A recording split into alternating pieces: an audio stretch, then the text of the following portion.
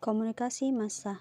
Komunikasi massa berasal dari istilah bahasa Inggris yakni mass communication.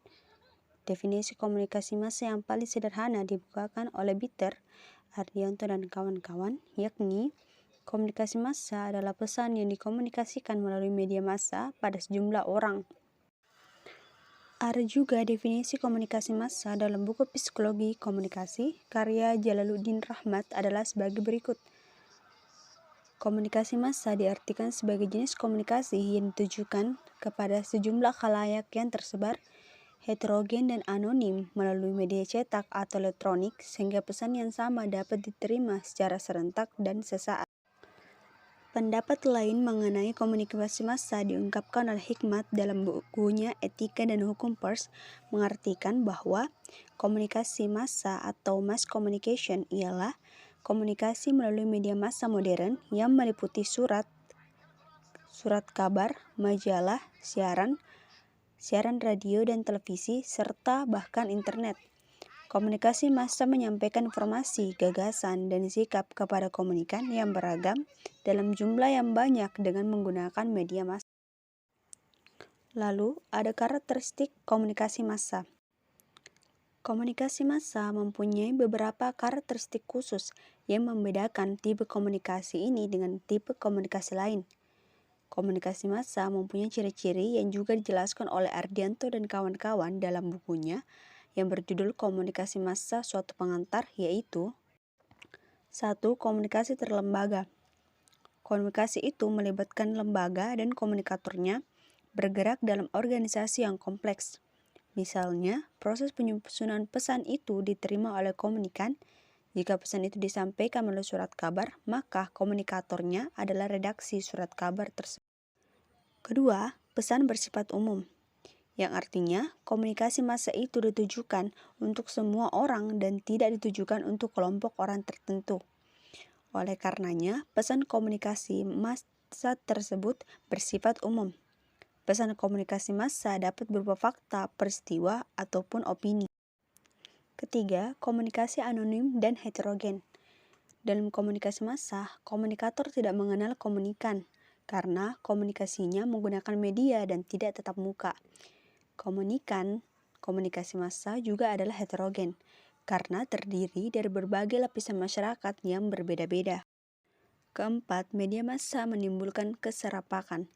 Kelebihan komunikasi massa dengan komunikasi lain adalah sasaran khalayak atau komunikan yang dicapainya relatif banyak dan tidak terbatas. Bahkan lebih dari itu, komunikan yang banyak memperoleh pesan yang sama pula. 5. Komunikasi mengutamakan isi ketimbangan hubungan.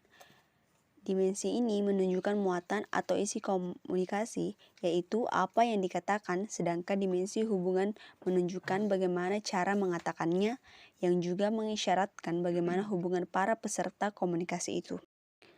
Keenam, ada komunikasi satu arah. Karena komunikasinya melalui media massa, maka komunikator dan komunikannya tidak dapat melakukan kontak langsung. Komunikator lebih aktif menyampaikan pesan, komunikan pun aktif menerima pesan. Namun, di antara keduanya tidak dapat melakukan dialog sebagaimana hal terjadinya dalam komunikasi antarpersonal. Dengan kata lain, komunikasi massa itu bersifat satu. 7. Stimulus alat indera terbatas. Dalam komunikasi massa, stimulus alat indera bergantung pada jenis media massanya. Pada surat kabar dan majalah, pembaca hanya melihat. Pada siaran radio dan rekaman audif, khalayak hanya mendengar. Sedangkan pada media massa dan film, kita menggunakan penglihatan dan juga pendengaran. Kedelapan, umpan balik tertunda atau delay dan tidak langsung atau indirect.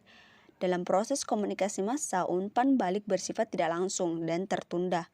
Artinya, komunikasi massa tidak dapat dengan segera mengetahui bagaimana reaksi khalayak terhadap pesan yang disampaikannya. Fungsi komunikasi massa menurut Cangara dalam bukunya Pengantar Ilmu Komunikasi, komunikasi massa dapat berfungsi sebagai berikut.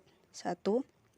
Informasi, yaitu di mana kegiatan untuk mengumpulkan, menyimpan berbagai pesan berupa opini komentar sehingga orang bisa mengetahui lingkungan sekitar, nasional hingga internasional.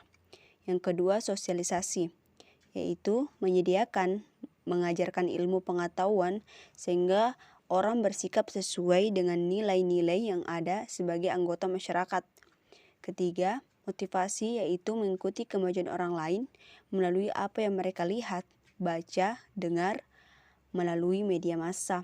Keempat, menjadi bahan diskusi yang menyediakan informasi sebagai bahan diskusi untuk mencapai persetujuan dalam hal perbedaan pendapat mengenai nilai-nilai yang menyangkut orang.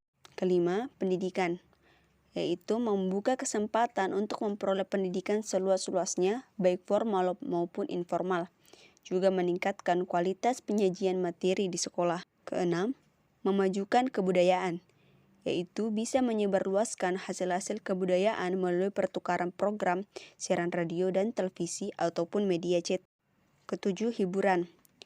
Sifat estetika yang dituangkan dalam bentuk lagu, lirik, dan bunyi maupun gambar dan bahasa, serta membawa orang menikmati hiburan seperti kebutuhan pokok. Kedelapan, integritas. Komunikasi seperti satelit dapat dimanfaatkan untuk menjebatani perbedaan-perbedaan itu dalam memupuk dan memperkokoh persatuan bangsa. Sarana seperti televisi, radio, film, serta surat kabar ataupun media online memang merupakan sarana yang paling baik untuk menyampaikan informasi dalam bentuk komunikasi massa. Pesan berupa informasi yang disampaikan melalui media massa dapat diserap dengan baik oleh masyarakat secara luas. Lalu ada model komunikasi massa. Yang pertama ialah model satu tahap. Model ini didasarkan atas anggapan bahwa media massa secara langsung sampai pada komunikannya, tidak menggunakan pemuka sebagai penerus pesan, yang artinya media massa tersebut. Namun model ini juga mengakui bahwa media bukan merupakan alat yang teramat kuat pengaruhnya dan efek bagi tiap komunikannya berbeda satu sama lain. 2. Model komunikasi dua tahap. Model komunikasi ini beranggapan bahwa dalam menyampaikan melalui media massa tidak dapat langsung kepada publiknya tetapi pembuka pendapat. Artinya dari media massa sampai pada pembuka pendapat, kemudian baru para pemuka inilah yang meneruskannya kepada komunikan yang dimaksud oleh media massa tadi.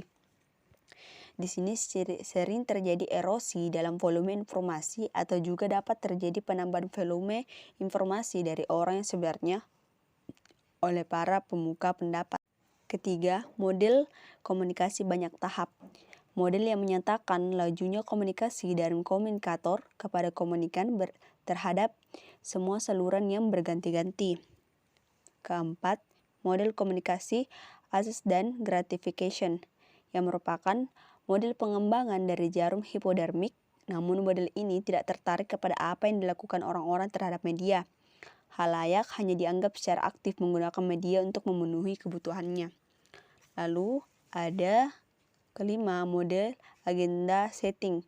Dengan perhatikan beberapa isu tertentu dan mengabaikan yang lainnya akan mempengaruhi opini publik. Artinya membentuk persepsi khalayak apa yang dianggap penting, jadi apa yang dianggap penting oleh media akan dianggap penting juga oleh khalayak. Beberapa pernyataan model komunikasi menunjukkan bahwa komunikasi massa adalah jenis komunikasi yang diajukan kepada khalayak yang terbesar, heterogen, dan anonim melalui media cetak maupun elektronik sebagai pesan yang sama dapat diterima secara serentak ataupun sesaat.